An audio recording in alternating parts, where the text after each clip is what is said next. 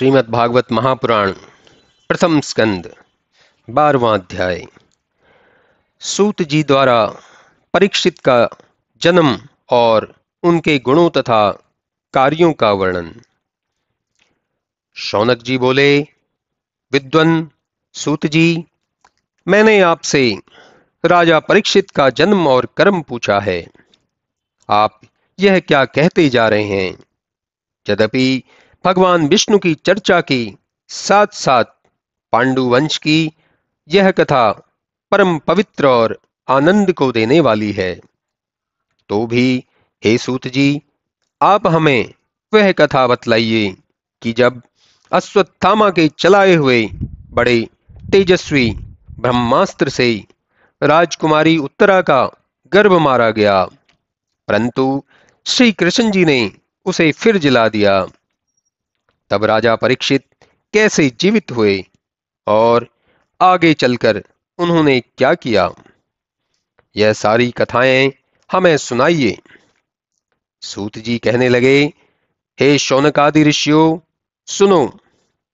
जब युधिष्ठिर को राज तिलक देकर श्री कृष्ण जी हस्तिनापुर से चलने लगे, तब माता कुंती ने उन्हें रोककर उत्तरा के गर्भ का दुखद समाचार प्रकट किया। कृष्ण जी अपनी माया से उत्तरा के गर्भ में जा बैठे और जो ब्रह्मास्त्र का दोष था उसे दूर किया। जो ही समय आया, एक शुभ मुहूर्त में परलोकवासी अभिमन्यु की स्त्री राजकुमारी उत्तरा ने एक बालक का प्रसव किया। वीर माता और वीर पिता की संतान भी वीर ही होती है। इस नियम से नवजात शिशु भी बड़ा ही सुंदर और सब अंगों से परिपुष्ट उत्पन्न हुआ। राजा युधिष्ठिर ने बड़े उत्साह से उसका सब जात कर्म संस्कार किया। अपार दान दक्षिणादि ब्राह्मणों ने कहा, धर्मराज, भगवान श्री विष्णु की रक्षा एवं कृपा से तुम्हारे वंश में जो यह बालक उत्पन्न हुआ है, यह संसार में बड़ा यशस्वी तथा परम भगवत भक्त होगा। यह मनु के पुत्र साक्षात इक्ष्वाकु के समान राजाओं की रक्षा करने वाला तथा अपनी प्रतिज्ञा को सत्य रूप से पालन करने वाला होगा।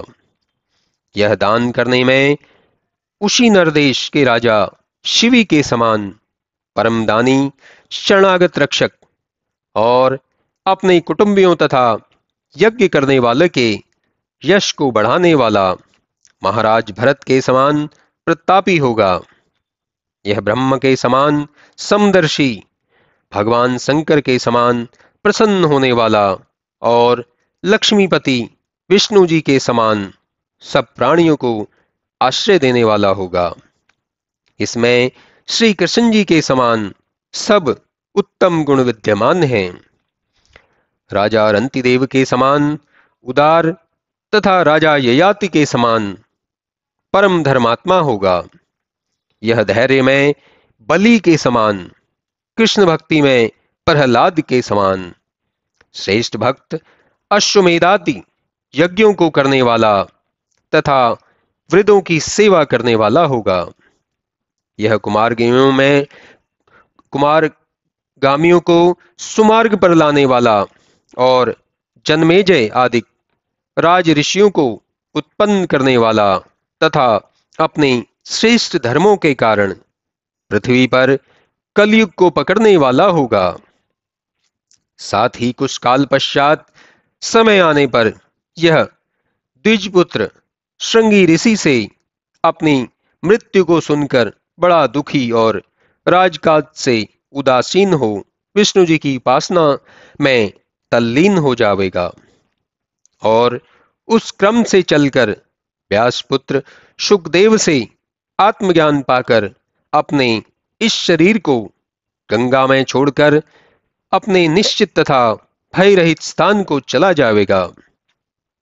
तब यह इस संसार में गर्भ में देखे हुए श्री कृष्ण जी का ध्यान करते हुए सब मनुष्यों में कृष्ण जी की परीक्षा करेगा। इससे इसका नाम परीक्षित होगा।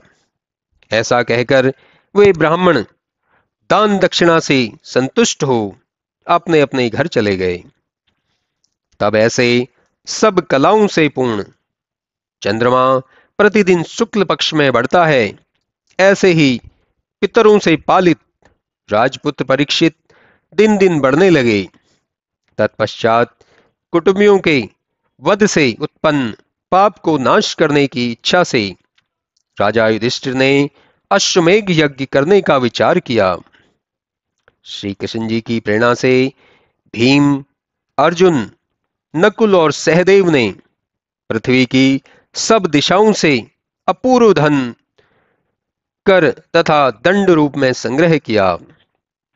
हिमालय की तराई में राजा मरुत के यज्ञ से बचकर गड़ा हुआ धन और स्वर्ण आदि पात्र को प्राप्त किया। बड़े समारोह एवं अपूर्व दान दक्षिणा युक्त युधिष्ठिर ने 3 अश्वमेध यज्ञ किए, विष्णु जी का पूजन किया। कितने ही दिनों तक श्री कृष्ण जी हस्तिनापुर में ही रहे।